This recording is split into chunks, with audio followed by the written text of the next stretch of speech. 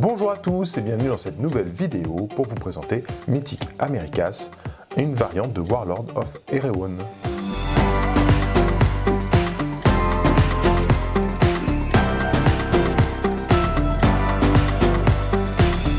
Mythic Americas, ça va être une sorte de suite, une variante des règles de Warlord of Erewhon. Donc ça va se jouer quasiment pareil, mais avec différents peuples par rapport à ceux du jeu de base classique qui est vraiment jeu Heroic Fantasy. Donc c'est un jeu qui est directement dans la lignée de Beyond's Gate of Antares ou Bolt Action. Voilà. Donc là, ça va être une coproduction entre Mythico Studio et Warlord Games, et on va parler des peuples américains et d'un côté un peu fantastique, fantasmé comme ça, de ces peuples américains. Parmi les peuples américains, on va retrouver en fait tout ce qui va être les peuples amérindiens de l'Amérique du Nord, et on va retrouver les nations précolombiennes telles que les Aztèques, les Incas et les Mayas. Alors là, c'est le starter pour 2 joueurs qui va contenir les règles matérielles de jeu et 2 bandes, donc des figurines à monter et à peindre en métal. Donc on est sur du jeu, c'est un héritier de jeu historique.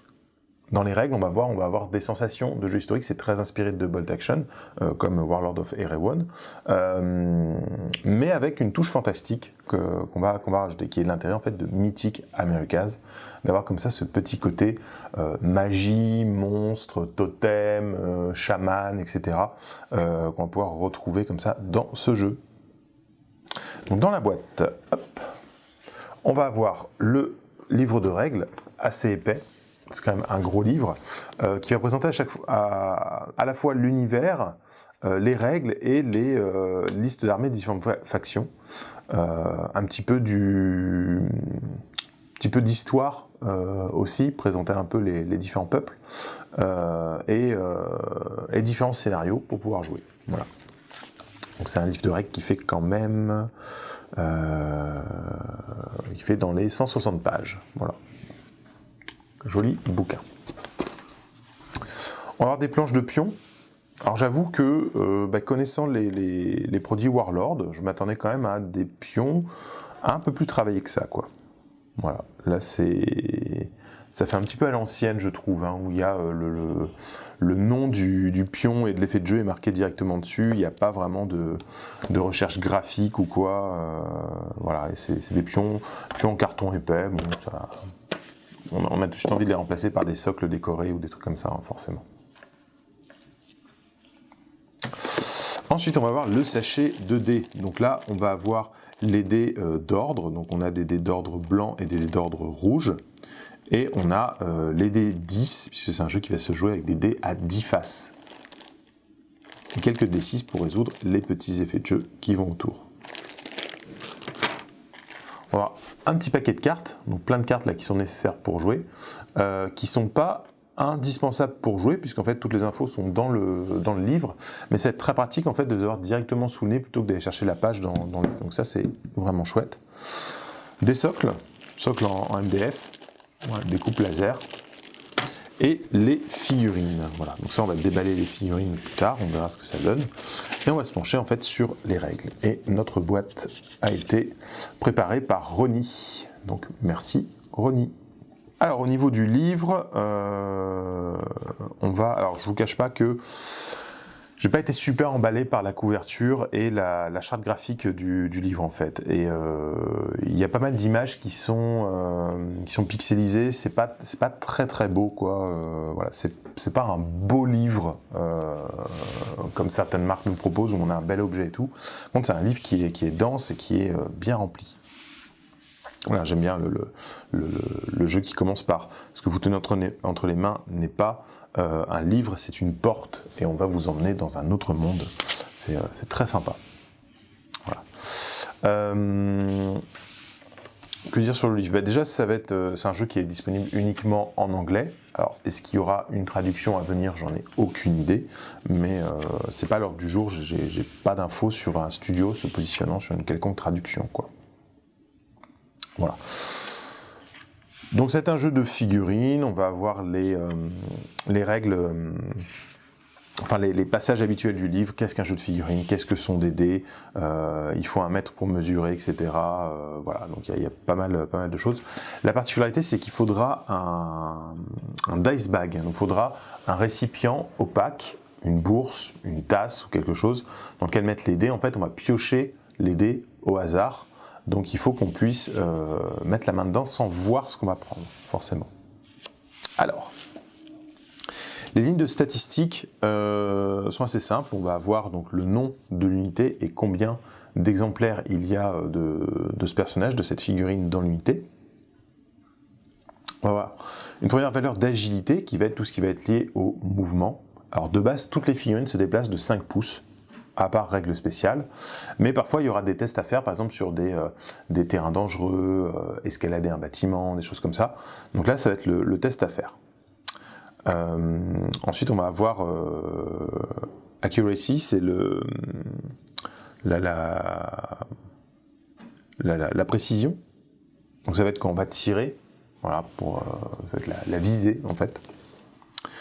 La force, pour tout ce qui est attaque au corps à corps, la résistance, pour résister à une blessure, tout simplement. Donc ça va être un peu un système de sauvegarde,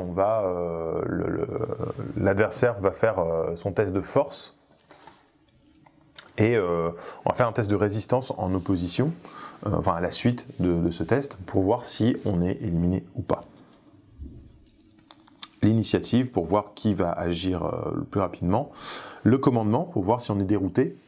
Donc c'est là que je dis qu'on est très proche d'un jeu historique, on va avoir cette notion de commandement, de fuite, de morale brisée, voilà, des choses comme ça. Voilà. Et ensuite, bon, les règles spéciales. Les caractéristiques, elles vont être sur une échelle de 1 à 10. Plus elles sont hautes, meilleur c'est. Quand on fait un test de caractéristiques, on jette un dé à 10 faces, et si on a un résultat égal ou inférieur à notre valeur, le test est réussi.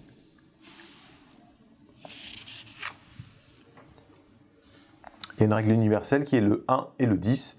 Le 1 est toujours une réussite, le 10 est toujours un échec, et les 1 comme les 10 ne peuvent pas être relancés, pour quelconque raison que ce soit.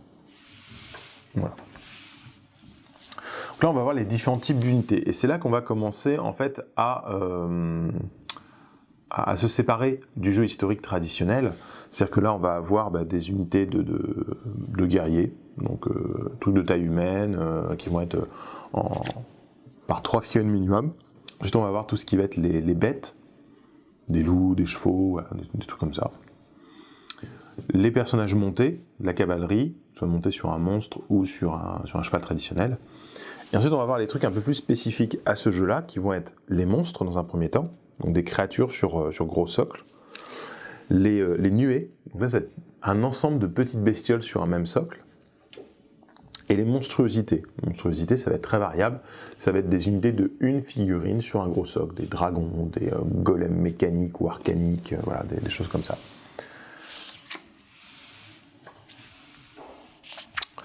Voilà. Après, les règles sont très simples. Il y a un système de formation. Les figurines ne doivent pas être espacées de plus d'1 pouce pendant leur déplacement. Voilà, rester en cohésion d'unité. Donc ça, c'est assez classique. Et la petite nouveauté de ce jeu-là par rapport aux autres jeux de la gamme, ça va être The Way. Donc il y a une voie, vous allez choisir quelle voie vous allez suivre. Il y a 2 voies qui vont être un peu des alignements, un peu la façon dont vous percevez le monde et les raisons pour lesquelles vous allez vous battre. Donc il y a 2 voies, il y a Ever Living et Ever Changing. Donc vous allez choisir soit en vous mettant d'accord avec votre adversaire, soit en lançant un dé, celui qui a le plus grand choisit sa voie et l'autre doit prendre l'autre voie. Donc voilà, il va toujours falloir 2 voies qui s'affrontent. Mais ce qui est intéressant, c'est que chaque faction peut être jouée dans les 2 voies. Voilà, donc la voie n'est pas liée à la faction que vous avez choisie. Ça, c'est hyper intéressant au final. Le système de voie va vous donner des cartes avec des petits pouvoirs, des trucs comme ça, des petits bonus, et va vous donner des objectifs secondaires qui vont dépendre de la voie que vous avez choisie. Voilà, il y a un petit système très sympa sur la mise en place de la partie, c'est que si vous avez, soit vous mettez d'accord et vous choisissez chacun votre voie, il faut qu'il y ait les 2 voies qui soient présentes, vous arrivez à vous mettre d'accord sur qui joue quoi, vous choisissez un scénario, vous jouez, soit vous n'arrivez pas à vous mettre d'accord, alors dans ce cas, ça peut être du compétitif par exemple, on lance chacun un dé, celui qui a le plus haut score choisit sa voie, l'autre joueur prend l'autre voie.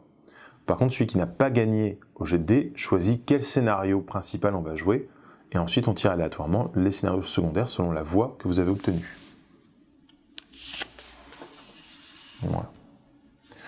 Alors, le principe du jeu, qui est commun à Bolt Action et à tous les autres de la série, ça va être ces dés d'ordre, donc ce sont des dés spécifiques.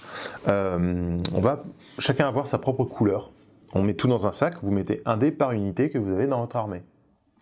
Plus ou moins selon les règles spéciales. Et du coup, on va commencer par piocher un dé dans le sac.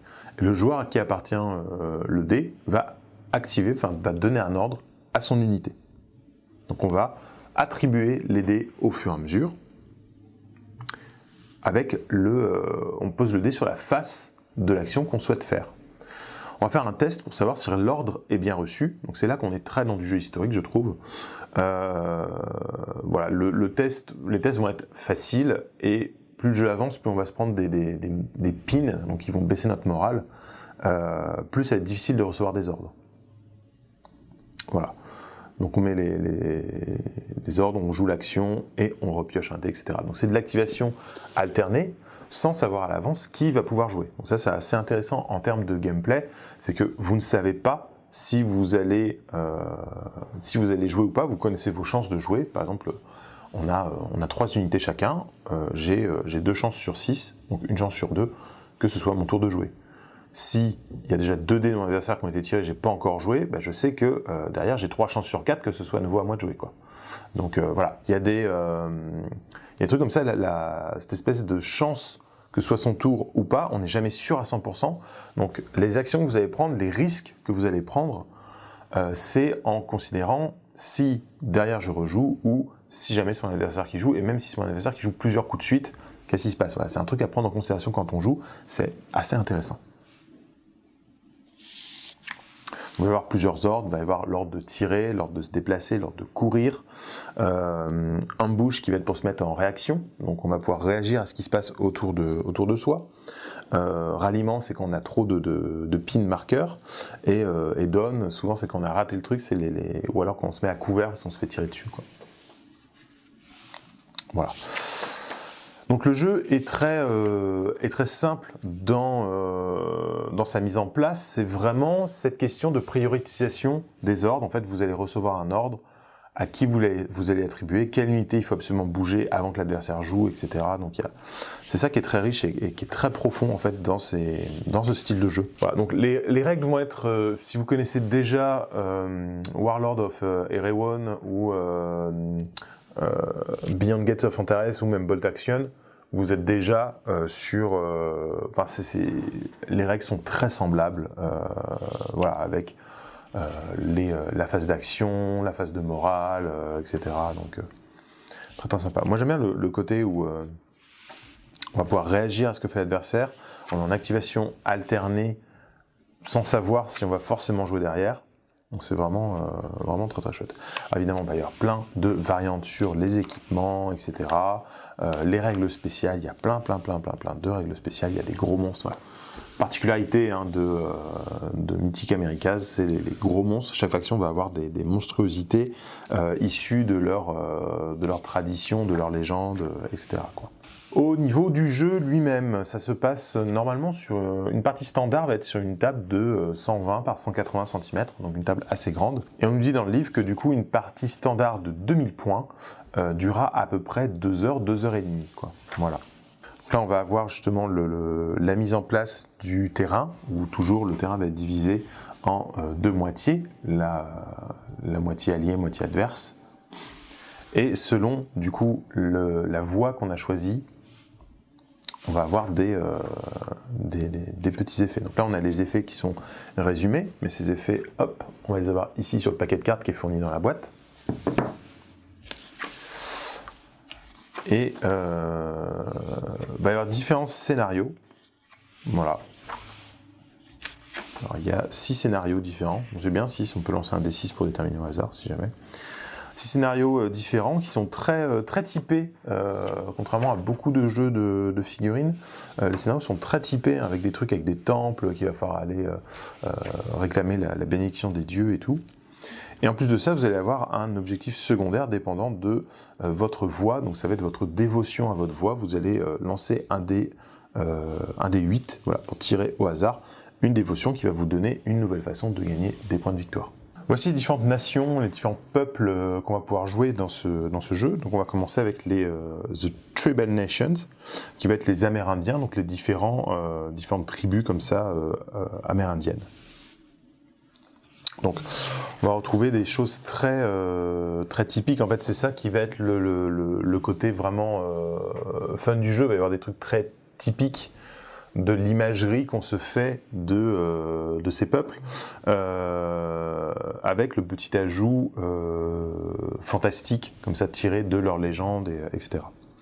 Donc là, sur cette faction, on va retrouver le Sachem Warlord, donc qui va être le chef de guerre. Alors j'aime bien parce que vous avez sur la description de l'unité, vous avez un petit encart sur la prononciation du mot, donc c'est assez sympa. Donc, voilà, donc on va avoir le Sachem ou le Sachem monté sur un aigle de guerre. Voilà. On va avoir le Medicine Man qui va être une sorte de chaman. Les guerriers Mohawk.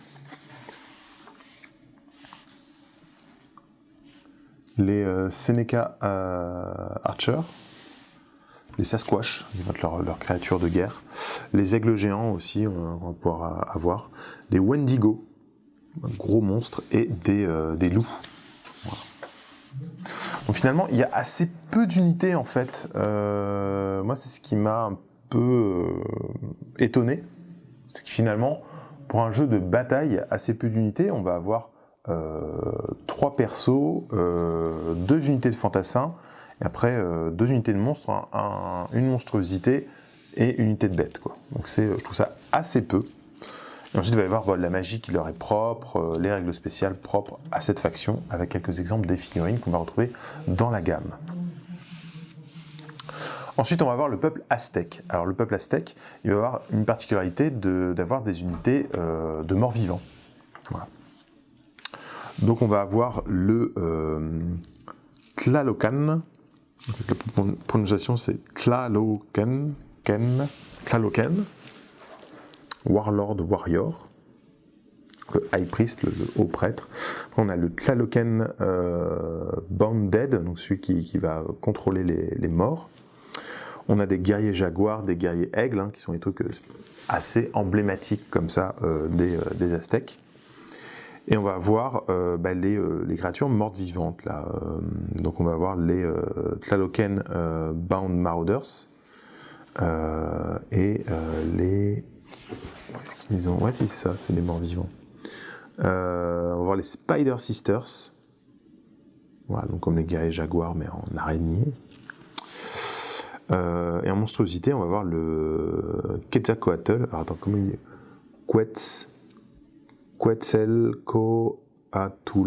Quetzalcoatl. Et Lagar. Voilà, qui vont être des gros monstres. Voilà, donc là on a le haut prêtre, là on a le prêtre, le Bounded, voilà, qui lui est, il y en a un qui est dans la boîte justement, dans le starter, on va les finir après. Ensuite on va avoir les Incas. Les Incas avec le Sapa Warlord, qui peut être monté sur un esprit jaguar. On va avoir le haut prêtre Inti, l'oracle, et les Cusco Warriors, ou les Antisuyu, alors comment ils le disent, Antisuyu, ouais. Antisuyu Archer. Voilà. Les Hyllus Warrior, les Condor Riders, donc on va parler sur de la cavalerie d'aigle géant, quoi. Le Maras qui va être un énorme monstre. Donc voilà. Et enfin, la dernière faction, ça va être les Mayas. Et là, les Mayas, on va retrouver le Alakwinti. Attends. Alashwenek, il faut le dire. Voilà. Ou le Hakin Pristress. Voilà, donc il y a plusieurs trucs. Alors là, ils sont encore plus compliqués que les autres à lire. Kalakmul Warriors. J'essaie de le faire avec la prononciation. Hein. Et Almaenob Nobles. Voilà, les archers, les Were Jaguars. C'est comme c'est des jaguars garous. Peut être sympa ça. Et en gros monstre, il y a le Kamazots et le Alux. Voilà. Voici donc pour Mythic Americas de Warlord of Erewhon, une production Warlord Games et Mythicos Studio. Donc là, on a les figurines sont très chouettes avec une gravure très fine, très fine, bien proportionnée. Les figurines en plus, c'est assez cool.